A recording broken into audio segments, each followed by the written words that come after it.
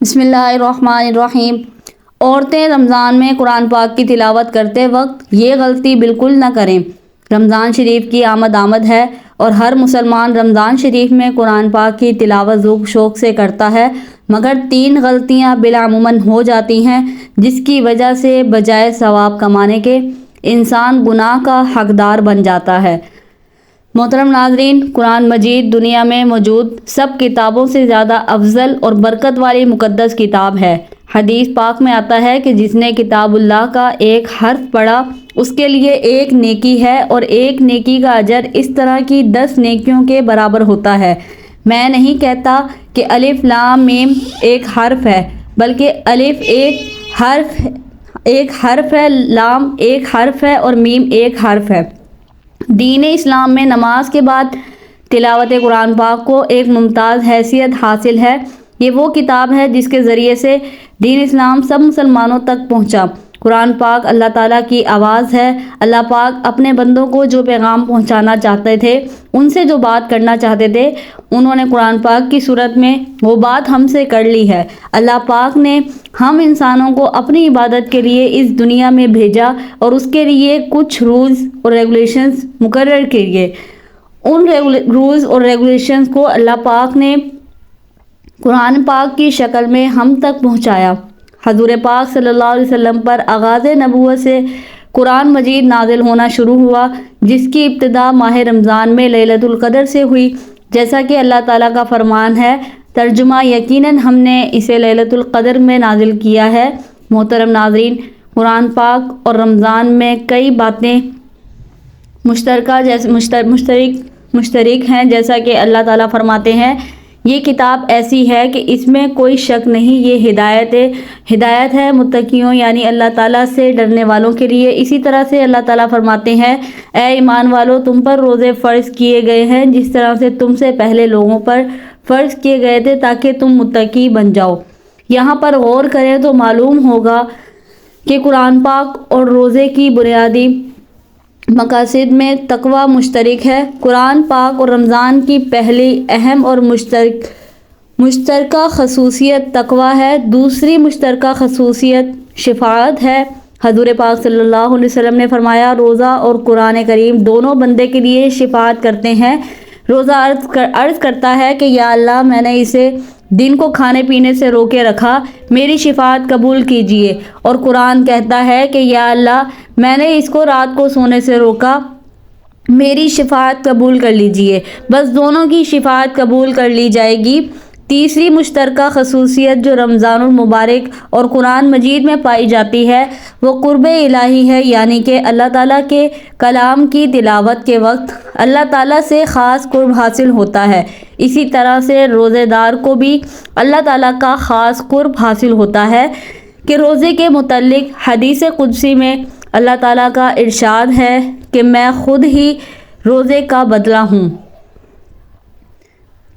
محترم ناظرین، رمضان المبارک کا مقدس مہینہ آنے والا ہے۔ اس مہینے میں قرآن مجید کی تلاوت کا شوق ہمارے اندر پہلے سے زیادہ ہو جاتا ہے۔ رمضان شریف کے شروع ہوتے ہی ہر مسلمان محبت اور خلوص سے قرآن مجید پڑھتا ہوا نظر آتا ہے۔ رمضان کے مہینے میں روزے کے بعد جو سب سے اہم عبادت ہے وہ قرآن مجید کی تلاوت ہے۔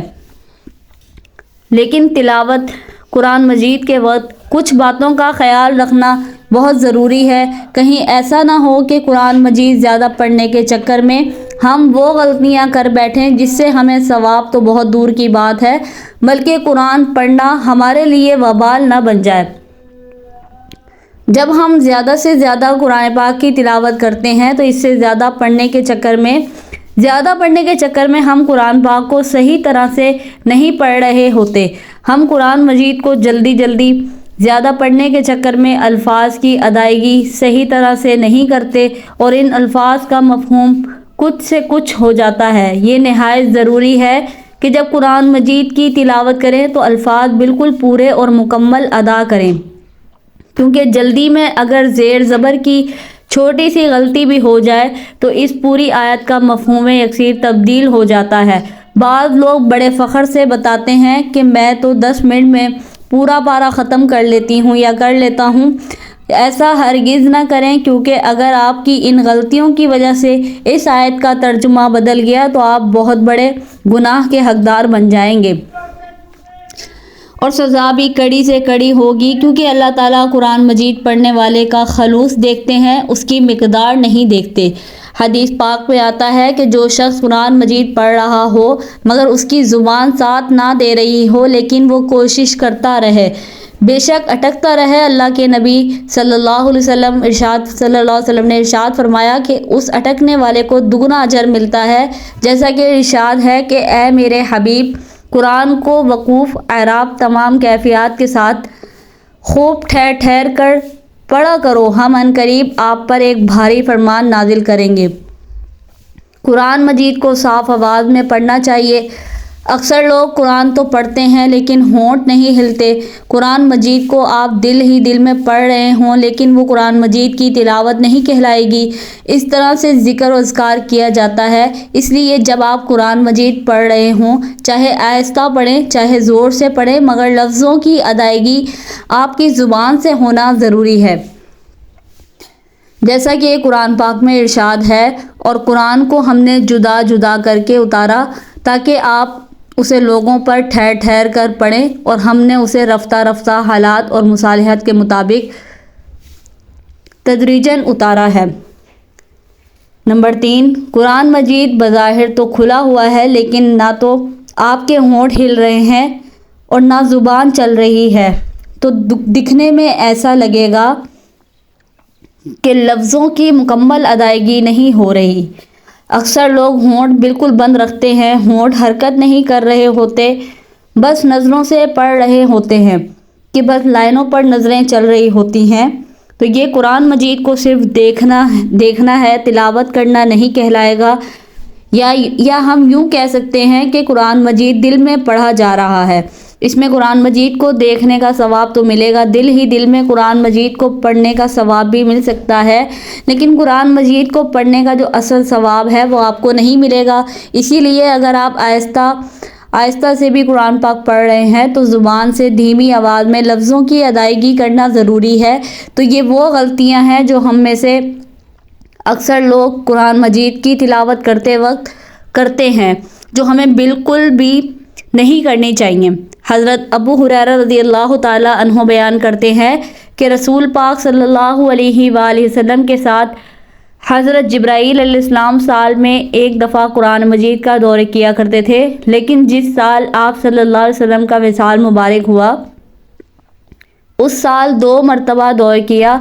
پہلے آپ صلی اللہ علیہ وسلم ہر سال 10 روز اعتکاف فرمایا کرتے تھے، لیکن جس سال آپ صلی اللہ علیہ وسلم کا وصال ہوا اس سال 20 روز اعتکاف فرمایا۔ حضرت عائشہ صدیقہ رضی اللہ تعالیٰ عنہ فرماتی ہیں کہ حضرت فاطمہ الزہرا رضی اللہ تعالیٰ عنہ تشریف لائیں اور ان کا چلنا ہو بہو میں حضور پاک صلی اللہ علیہ وسلم کے راز کو ظاہر نہیں کر سکتی۔ جب حضور نبی کریم صلی اللہ علیہ وسلم کا وصال ہو گیا تو میں نے ان سے اس بارے میں پھر پوچھا تو انہوں نے جواب دیا کہ جبرائیل علیہ السلام ہر سال میرے ساتھ ایک دفعہ قرآن مجید کا دور کیا کرتے تھے، لیکن اس سال 2 مرتبہ کیا ہے، تو میرا خیال یہی ہے کہ میرے وصال کا وقت آ پہنچا اور میرے گھر والوں میں سے تم ہو جو سب سے پہلے مجھ سے آن ملو گی۔ اس بات نے مجھے رلا دیا۔ پھر حضور پاک صلی اللہ علیہ وآلہ وسلم نے فرمایا کہ کیا تم اس بات پر راضی نہیں کہ تم تمام جنتی عورتوں کی سردار ہو؟ تو اس بات پر میں ہنس پڑی۔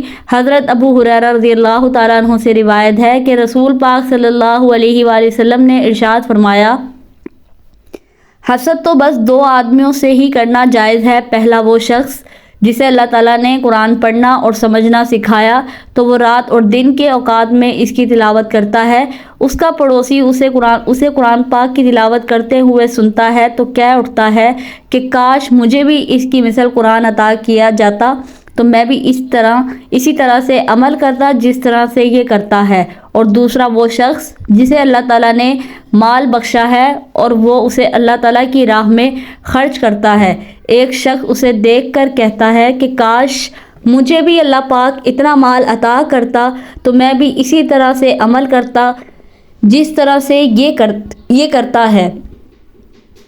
حضرت عبداللہ بن عباس رضی اللہ تعالیٰ عنہ نے بیان کیا کہ حضور پاک صلی اللہ علیہ وسلم سب لوگوں سے زیادہ سخی تھے، اور رمضان میں جب حضرت جبرائیل علیہ السلام سے ملاقات ہوتی تو آپ صلی اللہ علیہ وآلہ وسلم کی سخاوت اور بڑھ جاتی۔ وہ رمضان کی ہر رات میں آپ صلی اللہ علیہ وآلہ وسلم سے ملاقات کرتے اور آپ صلی اللہ علیہ وآلہ وسلم کے ساتھ قرآن مجید کا دور کرتے۔ بس حضور پاک صلی اللہ علیہ وآلہ وسلم احسان کرنے میں تیز ہوا سے بھی زیادہ سخی تھے۔ ایک اور جگہ حضرت ابو ہریرہ رضی اللہ تعالیٰ عنہ بیان کرتے ہیں کہ حضور پاک صلی اللہ علیہ وآلہ وسلم حجر مبارک سے تشریف باہر لائے تو دیکھا کہ رمضان المبارک میں لوگ مسجد کے ایک گوشہ میں نماز پڑھ رہے تھے۔ آپ صلی اللہ علیہ وسلم نے پھر دریافت فرمایا، یہ کون ہیں؟ عرض کیا گیا، یہ وہ لوگ ہیں جنہیں قرآن پاک یاد نہیں۔ حضرت ابی بن کعب نماز پڑھتے ہیں اور یہ لوگ ان کی اقتداء میں نماز پڑھتے ہیں۔ تو نبی کریم صلی اللہ علیہ وآلہ وسلم نے فرمایا، انہوں نے درست کیا اور کتنا ہی اچھا عمل ہے جو انہوں نے کیا۔ دعا ہے کہ اللہ پاک ہم سب مسلمانوں کو اس رمضان شریف میں قرآن مجید کو سمجھ کر پڑھنے اور اس پر عمل کرنے کی توفیق عطا فرمائے۔ آمین۔ ویڈیو پسند آئی ہے تو چینل کو سبسکرائب کر لیں، صدقہ جاریہ کی نیت سے شیئر بھی کر دیں، اور کمنٹ سیکشن میں اللہ کے 99 ناموں میں سے ایک نام ضرور ٹائپ کریں۔ اسلامک ویڈیوز کے لیے، اسلامک سٹوریز کے لیے ہمارے چینل کو سبسکرائب کر کے بیل نوٹیفیکیشن کو آل پہ کر لیں۔ شکریہ مجھے سننے کا۔ اللہ حافظ۔